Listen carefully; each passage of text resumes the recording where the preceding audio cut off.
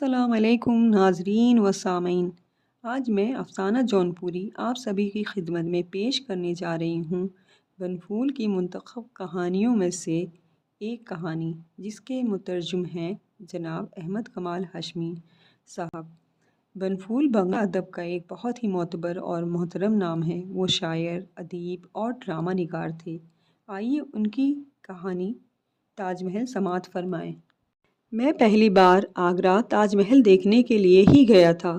پہلی جھلک کا احساس آج بھی میرے دل میں محفوظ ہے۔ ٹرین ابھی آگرہ اسٹیشن میں ٹھیک سے داخل بھی نہیں ہوئی تھی کہ ایک مسافر بے ساختہ بول اٹھا، وہ رہا تاج محل۔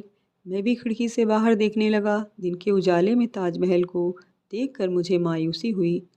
عام سی سفید مسجد کی طرح یہ تاج محل ہے۔ میں پلکیں جھپکائے بغیر ایک ٹک دیکھتا رہا۔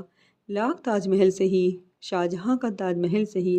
بے کیف شام میں قیدی شاہجہاں قلعے کے برآمدے میں بیٹھا تاج محل کو حسرت سے دیکھتا تھا، ممتاز کے ارمانوں کو، تاج محل کو۔ عالمگیر سنگدل نہیں تھا۔ اس نے اپنے والد کی خواہش کی تکمیل کی تھی، شاہی جلوس نکالا ہے۔ شاہجہاں کا اپنی معشوقہ سے ملن ہونے والا ہے، جدائی ختم ہونے والی تھی، بے جان جسم قبر میں اتارا جا رہا تھا۔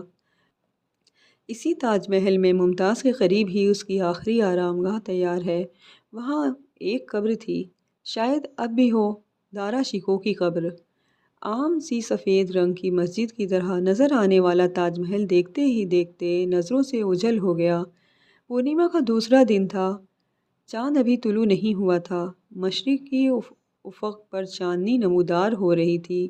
شام ڈھلتے ہی میں دوسری بار تاج محل دیکھنے گیا۔ وہ احساس مجھے اب تک اچھی طرح یاد ہے۔ صدر دروازے سے میں جیسے ہی اندر داخل ہوا، میرے کانوں میں پتوں کی کھڑکھڑاہٹ کی آواز آئی۔ مجھے لگا جیسے یہ پتوں کی آواز نہیں، بلکہ ماضی بعید سے کسی کی دبی دبی رونے کی آواز آ رہی ہو۔ تاریکی کا سینہ چاک کرتی ہوئی ہلکی روشنی میں جو عمارت نظر آ رہی ہے، کیا وہی تاج محل ہے؟ میں آہستہ آہستہ آگے بڑھتا رہا۔ چھوٹے بڑے مینار اور گنبد واضح طور پر دکھائی دینے لگے۔ پھر اندھیرے کی سیاہی سے نکل کر سفیدی کا احساس ہونے لگا۔ اچانک نظروں کے سامنے پورا تاج محل عیاں ہو گیا۔ چاند نکل آیا تھا۔ مجھے ایسا لگا جیسے چاندنی کی چادر میں لپٹی شاہجہاں کے دل کی رانی ملکہ ممتاز خود میرا استقبال کر رہی ہو۔ اس کے بعد بہت دن گزر گئے۔ کس کنٹریکٹر نے تاج محل سے کتنی دولت کمائی، کون ہوٹل والا تاج محل کی بدولت راجہ بن گیا، خوانچہ والے نقلی پتھروں سے چھوٹے چھوٹے تاج محل اور سگریٹ بیچ کر روز کتنی آمدنی کر لیتے ہیں، تانگا والے نووارد مسافروں کو بیوقوف بنا کر کس طرح زیادہ سے زیادہ کرایہ وصول کرتے ہیں، یہ سب خبریں پرانی ہو چکی ہیں۔ اس کے بعد میں اندھیرے میں، اجالے میں، شام کے وقت، صبح کے وقت، سردی، گرمی اور برسات میں بہتوں بار تاج محل دیکھ چکا ہوں۔ اتنی بار دیکھ چکا ہوں کہ اب اس میں پہلی جیسی دلکشی مجھے نظر نہیں آتی۔ قریب سے گزرنے پر بھی نظر اس طرف نہیں اٹھتی۔ اب تو مجھے روز تاج محل کے قریب سے گزرنا پڑتا ہے۔ میں آگرہ کے قریب ایک خیراتی اسپتال میں ڈاکٹر ہوں۔ تاج محل میں اب میرے لیے کوئی دلچسپی باقی نہیں رہی۔ لیکن ایک دن ایسا ہوا کہ اچھا، آپ شروع سے سنیے۔ اس دن جب میں آؤٹ ڈور کے مریضوں کو دیکھنے کے بعد برآمدے سے اتر رہا تھا تو دیکھا کہ ایک ضعیف العمر مسلمان آدمی صدر دروازے سے داخل ہوا۔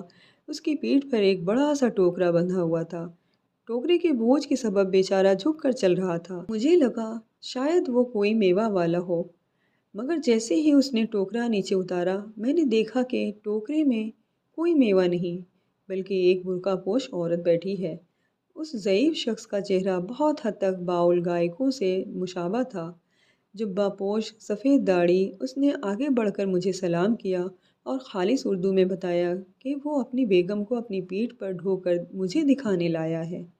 وہ بہت غریب ہے، اس لیے مجھے گھر لے جا کر فیس ادا کرنے کی اس کی استطاعت نہیں ہے۔ وہ میری مہربانی کا خواہاں تھا۔ اس کے قریب جاتے ہی مجھے شدید بدبو کا احساس ہوا۔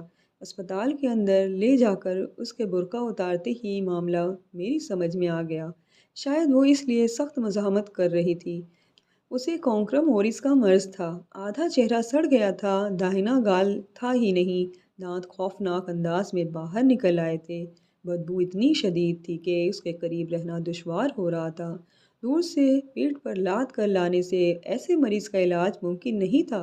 اسپتال کے انڈور میں جگہ نہیں تھی، اس لیے مجھے مجبوراً اسے برآمدے میں ہی رکھنا پڑا، مگر اسے برآمدے میں بھی زیادہ دیر تک نہیں رکھا جا سکا۔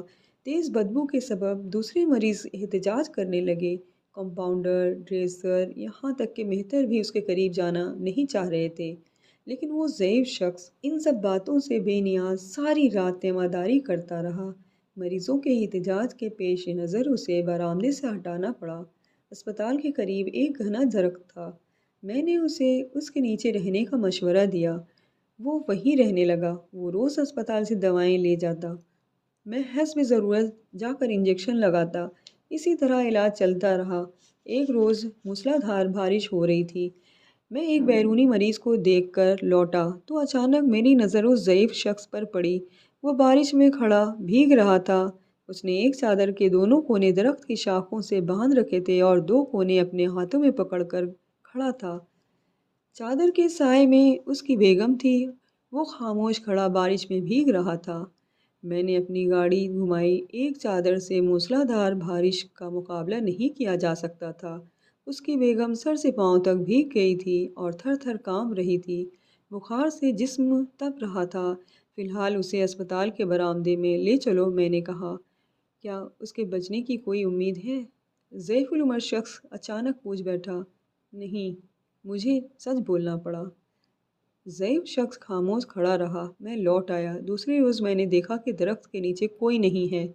کچھ دنوں کے بعد اس دن بھی میں ایک بیرونی مریض کو دیکھ کر لوٹ رہا تھا۔ ایک میدان سے گزرتے ہوئے میں نے اس ضعیف العمر شخص کو دیکھا۔ پتہ نہیں وہ وہاں بیٹھا کیا کر رہا تھا۔ دوپہر کی چلچلاتی دھوپ تھی۔ آخر وہ ضعیف شخص کیا کر رہا تھا؟ میدان میں اپنی نیم جان بیگم کو لے کر وہ کسی پریشانی میں مبتلا تو نہیں تھا؟ میں آگے بڑھا۔ وہ ٹوٹی اینٹیں اور مٹی سے کچھ بنا رہا تھا۔ یہاں کیا کر رہے ہیں میاں صاحب؟ میں پوچھ بیٹھا۔ ضعیف شخص احتراماً کھڑا ہو گیا، پھر اس نے مجھے جھک کر سلام کیا۔ میں اپنی بیگم کی قبر بنا رہا ہوں جناب۔ قبر؟ ہاں جناب۔